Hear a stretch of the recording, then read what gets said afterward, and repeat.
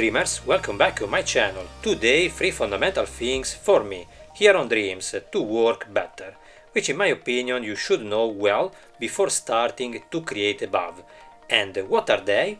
Parallax effect, trend curves, and camera movement. 3 effects that you absolutely must know to learn how to make the most of the power of dreams. I have already made some tutorials on these topics. I will leave you the links in the description, but today I will show you all 3 together precisely because each of them depends on the other. But before we start, remember to subscribe to the channel if you haven't already done so. Activate the bell, like, hype and comment for the survival of the channel. Is really fundamental. Thank you! Let's start with the parallax effect, where there are usually at least 3 elements that move from right to left or vice versa, where generally the element in the background moves much more slowly than the one in the foreground. This is a completely 2D effect, but if applied in the right way it makes our scenes look truly 3-dimensional. But let's see how to structure it in a correct and simple way. There are a few floating elements within this group, but what we are interested in today is how to create a really interesting parallax effect. The idea is to have these groups of elements pass in front of the camera, giving continuity to the parallax effect.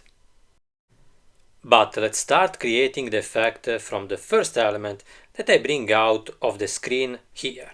Of course, I hope that Savage team will release the new update soon and give us again the chance to see better what's out there. I bring the keyframe to the beginning of the timeline. Now I'm going to duplicate the group twice, 1 and 2. I enlarge the group in the center, making sure it stays off the screen. To give more variety I can also, for example, invert the group. Same work for the foreground group. I'll put it here, OK. I can now group all these elements. As we will see, this will be useful for the camera movements. Next step, I choose the timing for the animation. I hide the groups in front for now. For example, let's try with 20 seconds.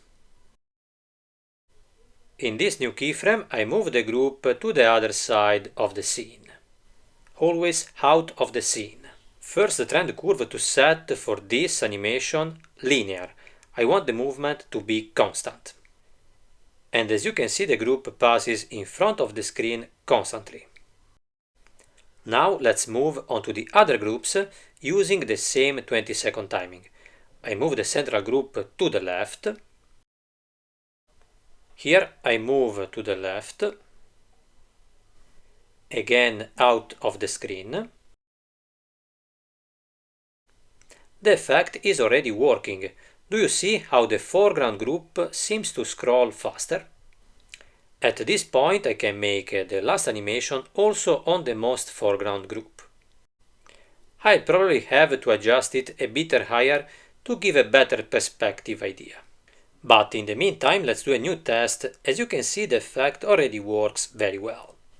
Even if we are in a 2D environment with the same movement timing, you can get a parallax effect just by simply enlarging or reducing the shapes. Now I want to fix the elements a bit. I'll go back to compose mode. I move the most foreground group down. I think I need to make it a little bigger too. The important thing is that at the beginning and at the end of animation it remains off the screen. I'm going to zoom out a bit on the group in the background, like this. I make sure that again at the beginning and end of the animation it stays off the screen. I'll add it here too. OK. Let's do another test. I'd say it's already much better, with the foreground element appearing to move faster and the background one much slower. I can add some filters and effects to give more depth to the scene. In a new track above the group in the background, I add a drawing. For example, I take the background color, fill the canvas, set the clipping mask, I reduce the opacity to 50%. In this way the element in the background blends in a little more with the sky, giving greater depth to the scene. While for the group in the foreground I add an HSB filter and darken it a bit. I also add a little blur. Ok, for example 4%. In addition to having greater depth in the scene, in this way the focus is concentrated on the central group, where for example a ball bounces. Let's get to the camera movements. For the moment there isn't a real option here on Dreams, but we can create it ourselves by grouping all the elements into a single large group. For this scene I need the anchor point to be in the center. This will be especially useful in the zoom in and out phases, and if I have to add rotations, because the movement will have its fulcrum.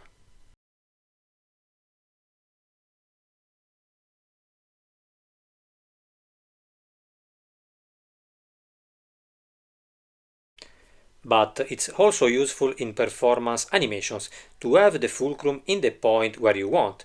For the scene here, for example, I want to create a bit of shake to make the action more dynamic. And with a small movement in the center, I can get a very interesting result. This is generally how I bring my scenes to life. It makes them very cinematic, I think. But the anchor point mainly controls the zoom in and out movement.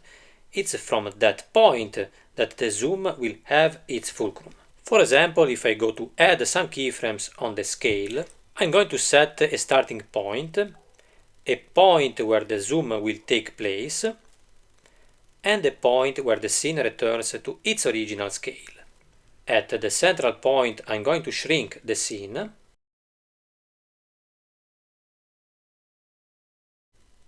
I have a linear movement at this point. I need to modify the trend curve to make things more interesting. For a smoother zoom, in this case set for all is in and out. Ok, let's do another test. An effect like this can be used, for example, to make the camera keep the focus on an element such as the bouncing ball, which, if moved upwards without zooming, would disappear from the scene. The use of the camera movement in this way is fundamental to make the viewers participate in the scene. Before finishing the tutorial on trend curves, I want to first make the parallax effect so that the elements create a continuous flow. Let's start from the group at the bottom. Duplicate the group. For now I remove the clipping mask here so that all the layers are covered by the effect. I just need to move the new group I created farther forward in the timeline so that it appears farther to the right of the first group as if it were following it, moving it on the timeline until it appears directly behind. Here the elements are going to overlap, it must be a little farther back. Let's try at 6 seconds. The group thus appears directly behind. We'll do the same thing for the most foreground elements, starting from here. Duplicate. I'm going a little farther on the timeline. This is the end of this group, and the one just duplicated will have to arrive later. Let's try to 10 seconds. Ok, now I'll do a test.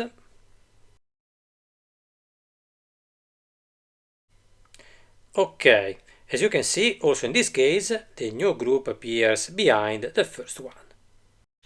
I do the same procedure for the foreground group. With this system, I can create a continuous effect of layers that pass in front of the camera, as if we were inside the side-scrolling video game. Parallax effect camera movements and we have already seen some trend curves, but I want to finish by showing you how I made the ball jump in that realistic way, using the curves. Trend curves are really fundamental for all the animations here on Dreams, but they are also useless in other software. We don't have many of them available at the moment here, but I'm sure that more will arrive in the future, but already with this we can do many things, such as managing the physics of the ball bounce. What we'll focus on will be the y-axis. For perfect physics in this case there are two movements: the rebound, where the ball crashes to the ground and rises quickly, and the falling phase, which will be slower. Let's take this point as an example. The ball descends at a slower speed and then bounces suddenly, increasing speed. At this point, let's check the type of trend curves. For the rebound, easy out trend curve, input speed, while instead for the ball's falling phase, the speed will be at the exit and the entry will therefore be slower. Set trend curve is in. With the alternation of these curves between bounce and fall, I obtain perfect physics for the ball bounce. If instead I modify, for example, the rebound and change the trend curve from ease out to ease in, can you see how the correct physics is interrupted? Learn to use trend curves. Many of you may not know about them, but they are a fundamental part of animation. Animation is not just about characters and frame by frame. It's essential to know all aspects of this fantastic world. And if you want to stay updated on all the tricks, here you will find a lot of interesting stuff. This little project that I created for today's tutorial, I'll tell you, is part of something bigger that's coming here on YouTube. You will have my updates. In the meantime, I remind you to write in the comments if something is not clear to you, and I can help you. It will be a pleasure for me. Thank you so much for watching, and